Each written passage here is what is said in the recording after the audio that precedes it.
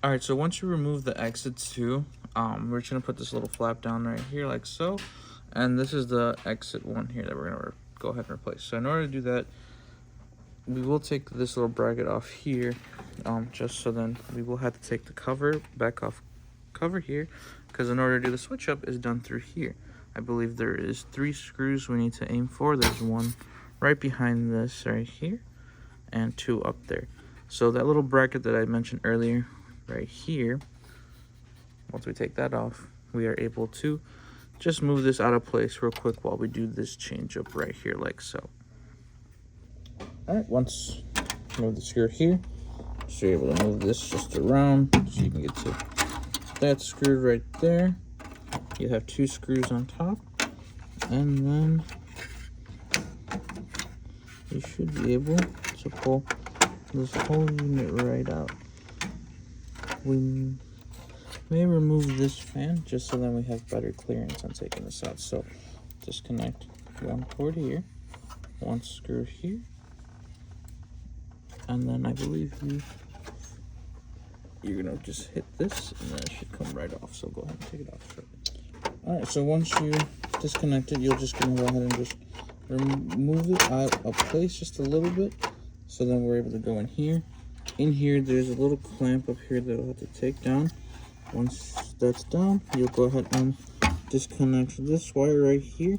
Once you have that disconnected, then you are able to grab this, and then we'll push it coming out through this way. So we'll be pulling it out this way.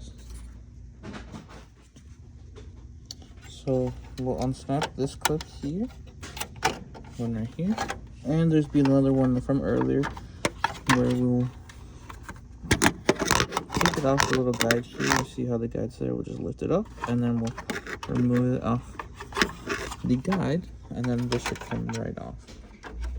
Yep, so right there and right there. So we'll remove this.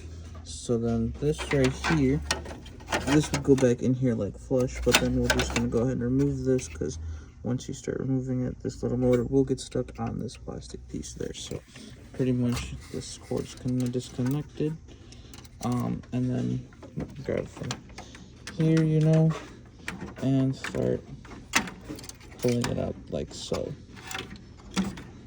from here. And then once you do that for the installation, once that one's off, you'll just put everything back in.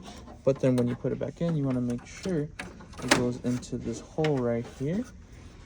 And then once you have it in the hole there, try to make sure you line it up with the holes where the screws would go. So one right there, and one right side right there. And then we just roll reverse everything, where we have to add our screw back in here. Once we add the screw back in here, in order to make sure it looks nice, you want to make sure it looks like that with the little sensor here like so. And then from there, you go ahead and re-add that fan back on there with the positioning here, and then you can snap this one back in there and add the screws like so. Before you add your exit 2 back on, there's these little flaps right here. Sometimes they're like that, so if they're like this, it's going to cause you massive jams. You want to make sure they're one's like that and the other one as well. That should be, I think, yeah, right here.